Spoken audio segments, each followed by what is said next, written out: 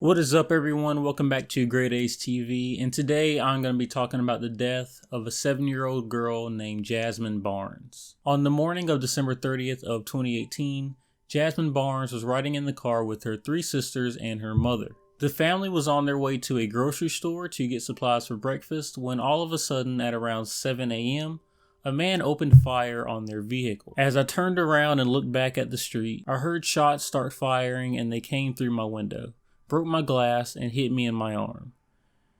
They sped off in front of us, and the truck slowed down and continued to fire as he was in front of us. LaPortia Washington also told CNN that she threw her body in front of her eldest daughter, who was sitting in the front seat, and told her other 3 daughters who were sitting in the back seat to get down. But once the shooting had stopped, one of LaPortia's other daughters, who was sitting in the back seat, discovered that 7-year-old Jazmine was dead. Witnesses said that someone in a pickup truck pulled up next to Washington and fired on her vehicle, and Washington's oldest daughter, who was sitting in the front seat, later told CNN that she remembered making eye contact with the man who pulled up close to them, saying his eyes were blue, his face was kind of thin and pale. And the attorney representing the family later told CNN that 4 other witnesses had come forward and also said that the suspect was a white male in a black hoodie. Soon after, a sketch was released of the suspect, and the search for the man who committed this senseless crime began. Police Sheriff Ed Gonzalez stating, "It's our belief that it was totally unprovoked, whatever it was, and we're leaving no stone unturned. We're going to leave every motive out there as a possibility. There was nothing to indicate that the family did anything wrong in any way. They were simply just driving along the service road when this happened to them." The reward for information leading to the arrest of Jazmine Barnes' killer is now up to $100,000. That money has been raised by journalist Sean King, and police have released a sketch of a possible suspect along with the surveillance video of the truck the killer was driving. He's wanted for shooting the 7-year-old as she rode in her mother's car last Sunday. The little girl's mother was also wounded in the attack. Joining us with more from Houston is Janet Shamlian. Shortly after Jazmine's death, her family set up a GoFundMe page to help pay for funeral expenses and asked for anyone with any information to come forward. Investigators also did their part by releasing a photo of the red pickup truck that was taken at the crime scene. Even though they didn't necessarily know the make and model of the truck at the time, they still thought that just the photo of the truck would help get new information out there. They also put out a $35,000 reward for anyone who had any information that led to the arrest of the gunman. And on January 5th of 2019, mourners, including Congresswoman Sheila Jackson Lee, gathered in Houston for a community rally near the location where Jazmine was killed. Jazmine Barnes, and to call for justice. Jazmine's mother, LaPortia Washington, who was shot in the arm, spoke out today. And it is going to be justice for her, and I feel it in the bottom of my heart. It's going to be justice for her because there's too many people out here looking for this man. There's too much going on, man. And like I say, and we going to find him no matter what corner we have to turn, no matter what rock we got to go under, we going to find you, man. Jazmine's mother, LaPortia Washington, spoke to the crowd, thanking them for their support. And Congresswoman Sheila Jackson Lee stated, "This is no longer a Houston case." Someone had made the point that Jazmine is everyone's child. She is the nation's child. She is seen around the world. The next day, January 6th of 2019, about a week after Jazmine's death, the police arrested a suspect and charged him with the death of Jazmine Barnes. But he was almost the complete opposite of the description that the public had. To major developments in that fatal drive-by shooting of a 7-year-old girl in Houston. Jazmine Barnes died as she was riding in a car with her mother and sisters. An anonymous tip leading police to arrest this man. Police say it was a case of mistaken identity. The arrest marking a surprise turn in the investigation. ABC's Marcus Moore is in Houston tonight. Tonight, police making an arrest in the tragic death of 7-year-old Jazmine Barnes, a death her family initially feared was racially motivated. Eric Black, 20 years old, appearing before a Texas judge charged with capital murder in connection with the shooting death 1 week ago today. Authorities now say this all may have been a case of mistaken identity. Mr. Black has acknowledged his role in Jazmine's murder, and we've also received information that this involves a second individual as well. Police making the arrest after they say a tip was sent to well-known civil rights activist Shaun King.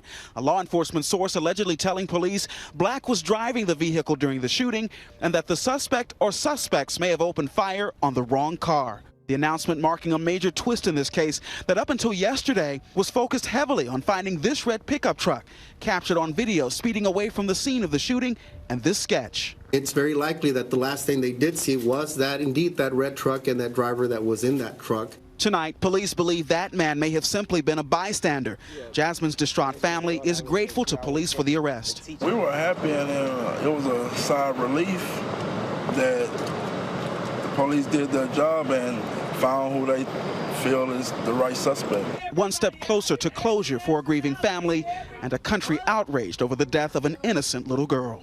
And initially, when he was arrested and charged with Jazmine's death, the public was a bit confused, which makes sense because they were under the impression that the suspect was a 30 to 40-year-old white male, when the person who was arrested ended up being a 20-year-old black male. So how was Eric Black Jr. actually caught and arrested? Well, he was initially pulled over that day for missing a turn signal and later arrested for drug possession. Authorities later recognized him as a suspect due to an anonymous tip they had received, and he later admitted to driving the car but not firing the gun, even though the gun was in his possession at his home, and he was charged with capital murder. Jazmine Barnes' funeral was held 2 days later on January 8th of 2019 at the Community of Faith Church in Houston with hundreds of mourners in attendance. And her alleged killer, Larry D. Woodruff, was arrested and charged with capital murder 2 days later on January 10th of 2019.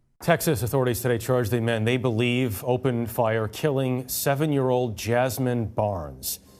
This was also a day to remember the second grader and say goodbye. Janet Shamlian is there. Prosecutors say 24-year-old Larry Woodruff is the gunman who shot and killed 7-year-old Jazmine Barnes on a Houston area service road. What would you say to Jazmine's family?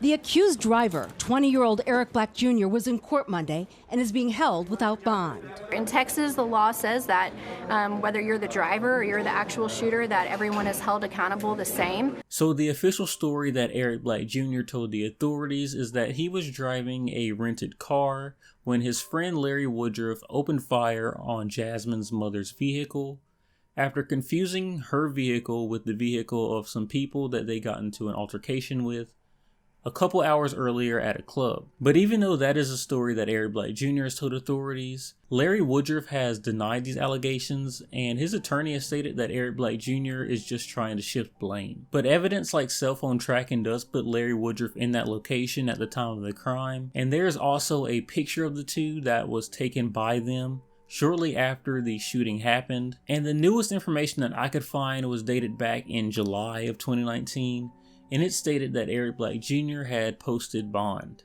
So I'm not really sure if these men have been found guilty in court or not yet. If you are from the Houston area and you know about this, please leave a comment down below with any information to let me know. I know that they have been in court a couple of times, but I couldn't find if they had actually gone to trial for the murder of Jazmine Barnes yet. So if you do have any information on that, please feel free to leave a comment down below, and I'll probably pin the comment if there is any new information that I didn't see. But with that being said, this video isn't about them. This video is about the 7-year-old Jazmine Barnes who lost her life in a completely senseless act. To think that someone would just fire a gun at a vehicle, not even knowing if the people in the vehicle are the people that they were actually after. First off, you shouldn't be firing a gun into a vehicle. It doesn't matter if you don't like the person or not. That's not something you should be doing. But to do that and not even know for sure that those were the people that you were angry at, that you wanted to hurt, that's just dumb. It's dumb, and it resulted in a 7-year-old girl who did nothing wrong to lose her life. It's ridiculous, and things like this need to stop. But with me saying that, I have no idea how you would stop things like that. But that is all I have to say about this case. Let me know what you guys think about this. Make sure to like, comment, and subscribe if you haven't already. But with that being said, I hope you guys have a great day, great week, great month, great year. I hope you guys had a great 2019. I know I, for one, am looking forward to starting 2020. But until next time, I will catch you next video.